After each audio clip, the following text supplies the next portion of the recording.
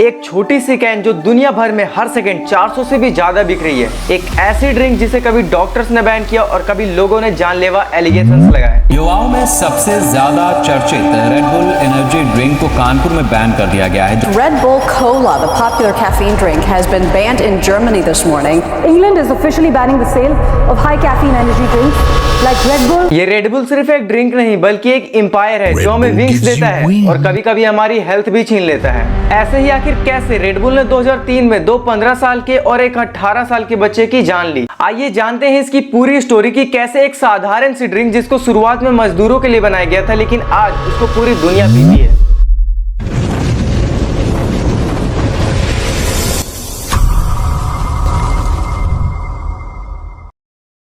साल 1976 थाईलैंड के एक बिजनेसमैन चेलियो युविद्या ने एक ड्रिंक बनाया जिसका नाम उन्होंने क्रैटिंग डैंग रखा। ये एनर्जी ड्रिंक्स उन्होंने केवल ट्रक ड्राइवर्स और मजदूर भाई बहनों के लिए बनाया था। लेकिन फिर क्या हुआ कि 1982 में एक ऑस्ट्रेलियन मार्केटिंग जीनियस डीट्रिच मार्टिस्टिच एक थाईलैंड ट्रिप पे गए और उन्होंने वहाँ पर वही ड्रिंक टेस्ट किया। जब उन्होंने वो एनर्जी ड्रिंक पहली बार टेस्ट किया तो उनको उसका टेस्ट बहुत ही बेकार लगा, मगर उनको इंस्टेंट एनर्जी मिल गया। वो उस टाइम काफी ज्यादा रिफ्रेशिंग और एनर्जेटिक फील करने लगे थे। उनकी दिमाग की बत्ती जली और उन्होंने चालियो के साथ पार्टनरशिप करके लॉन्च किया रेड बुल। ये ड्रिंक पूरा कॉपी था क्रैटिंग डैंग से, मगर उसका टेस्ट, लुक और नेम उस टाइम के यूथ के हिसाब से रखा गया था। रेड बुल नाम सुनकर ही लगता था कि कोई एनर्जी ड्रिंक है। ये सारे मॉडिफिकेशंस करने के बाद 1 अप्रैल 1987 को फाइनली उन्होंने रेड बुल को ऑस्ट्रेलिया में लॉन्च किया। और जब लोगों ने पहली बार रेड बुल को चखा तो उसका टेस्ट बहुत ही अजीब लगा। बहुत सारे कस्टमर्स ने कंप्लेंट किया कि इसका टेस्ट मेडिसिनल सिरप जैसा है। ऐसे ऐसे कंप्लेंट्स आने के बाद कंपनी ने भी एक्शन लिया और अपने टेस्ट में इम्प्रूवमेंट किया, जिसके बाद लोगों ने भी फाइनली रेड बुल को खरीदना चालू कर दिया। सब कुछ धीरे धीरे ग्रो ही कर रहा था, लेकिन उन्होंने 1990 में एक बहुत ही यूनिक स्ट्रेटेजी अपनाई। उन्होंने बड़ा एडवर्टीजमेंट बजट ना रख के छोटे और यूनिक कैंपेन्स चलाए, जैसे red bull gives you wing,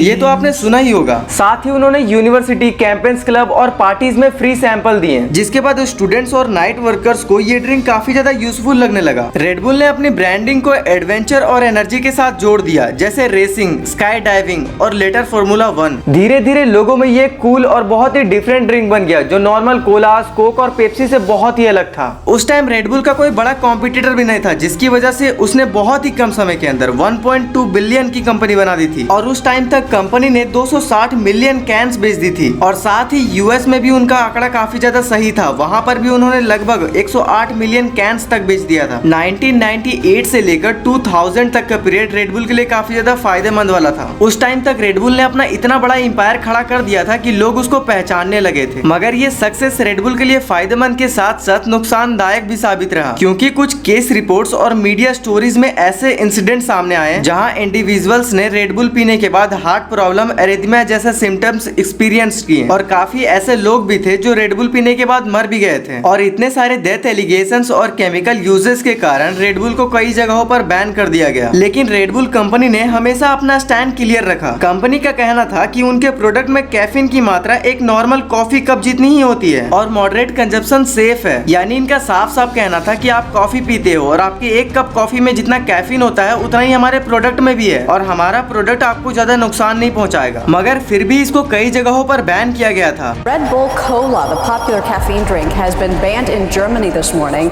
England is officially banning the sale of high caffeine energy drinks like Red Bull. लेकिन फिर 2010 के बाद यूरोपियन फूड सेफ्टी अथॉरिटी और दूसरे रिसर्च इंस्टीट्यूशंस ने स्टडीज करके ये बताया कि रेड बुल जैसे एनर्जी ड्रिंक जनरली सेफ हैं अगर उन्हें लिमिटेड क्वांटिटी में लिया जाए तो। इसके बावजूद भी रेड बुल के ऊपर लॉ सूट और एडवर्टीजमेंट का केस चलते रहा और 2014 में कंपनी को एक लॉ सूट का सामना भी करना पड़ा, जिसमें कंज्यूमर्स ने क्लेम किया कि red bull gives you wing एक मिसलीडिंग एड है। जिसके बाद कंपनी ने इस केस को सेटल करने के लिए $13 मिलियन दिए। इन सब चैलेंजेस के बावजूद भी रेड बुल ने अपना मार्केटिंग स्टाइल एकदम ही यूनिक रखा। ट्रेडिशनल एड्स की जगह उन्होंने स्पोर्ट्स, एक्सट्रीम एडवेंचर इवेंट्स और फॉर्मूला 1 रेसिंग को स्पॉन्सर करके अपने ब्रांड को एक लाइफस्टाइल सिंबल बना दिया। और 2020 आते आते रेड बुल ने 6.3 बिलियन का रेवेन्यू बना दिया था। और आज 2025 में रेड बुल सिर्फ एक एनर्जी ड्रिंक नहीं बल्कि एक ग्लोबल ब्रांड है जो हर साल बिलियन कैंस बेचती है और अपनी बोल्ड मार्केटिंग स्ट्रेटेजीज के लिए जानी जाती है।